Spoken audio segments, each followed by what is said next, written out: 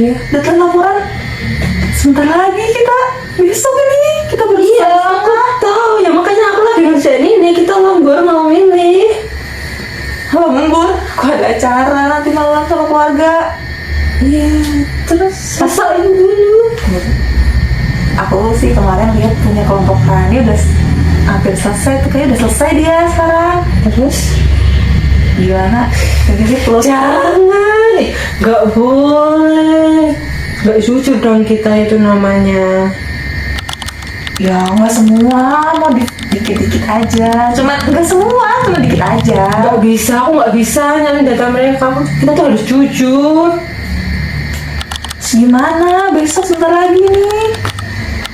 Deadline-nya besok loh ini. Ya, makanya ayo ngobrol sekarang. Udah lah, nggak apa-apa. Dosen juga nggak bakal tahu.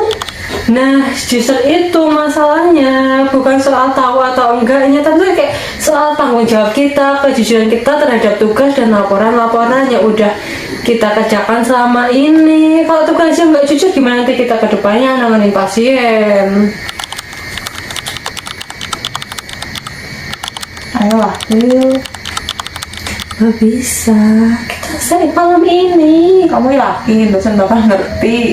Iya, coba besok aku bakalan ngomong sama dosen pembimbing kita untuk meminta keringanan sedikit perpanjangan waktu. Kan juga pasti dosen paham, lebih baik terlambat sedikit daripada kita kayak tepat waktu tapi ternyata nggak jujur, kan gimana gitu. Iya sih. Ya udahlah, mau kerja sekarang deh. Jadi sekarang Di klinik bidan yang cukup ramai, Akila dan rekannya sedang melakukan praktik di bawah pengawasan bidan senior. Aduh, capek banget hari ini. Pasien banyak nanya. capek kenapa toh? Pasien nanya ini, nanya itu. Kan mereka tuh cuma butuh perhatian dari kita. Mereka sedang dalam kondisi cemas. Jadi tuh kita memberitahu gimana biar mereka tuh nggak cemas, biar mereka nggak khawatir lagi gitu. Udah jam, wah, udah jam makan siang nih, ke kantin yuk. Nanti di luar aja tuh masih ada pasien. Kamu itu Sekarang aja. duluan aja deh kamu. Oh, masih ada pasien. Ya udah deh. Mari Bu. Akila pun akhirnya melayani pasien dan rekannya tetap pergi ke kantin karena sudah waktunya makan siang. Pasien akhirnya berkonsultasi dengan bidan Akila. Bidan Akila mendengarkan dengan penuh perhatian, sesekali mengangguk dan memberikan tanggapan yang tepat. Terlihat jelas ia mendengarkan dengan hati, bukan sekedar kewajiban. Rekan Akila yang sudah kembali dari makan siang mendengar dan melihat sekilas interaksi bidan Akila dengan pasiennya. Dan saat sesi konseling sudah selesai, rekan Akila hanya melihat pasien pergi dan kemudian lanjut bermain HP. Sedangkan bidan Akila melanjutkan menulis laporan.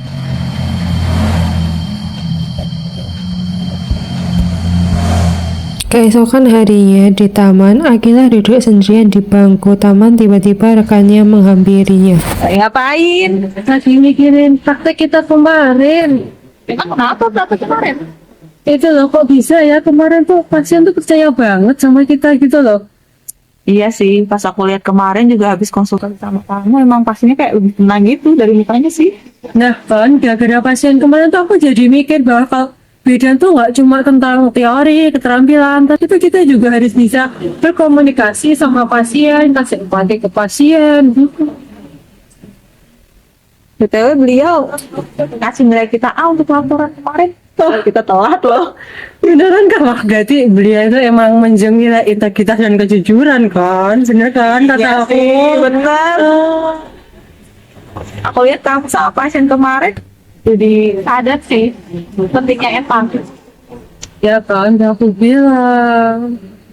Ya udah, kan kita nggak tahu kan gimana kita, jadi kayak ya udah yuk kita refleksi ganti kan.